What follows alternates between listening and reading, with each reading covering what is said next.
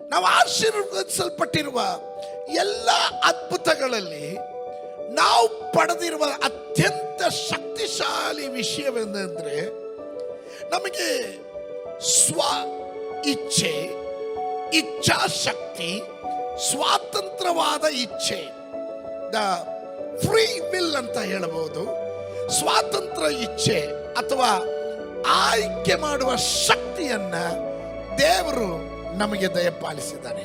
ದೇವರು ಮನುಷ್ಯರನ್ನ ಸ್ವತಂತ್ರ ಇಚ್ಛಾಶಕ್ತಿಯಿಂದ ಸೃಷ್ಟಿಸಿದ್ದಾನೆ. The choice is ours. ಆಯ್ಕೆ ನಮ್ಮದು.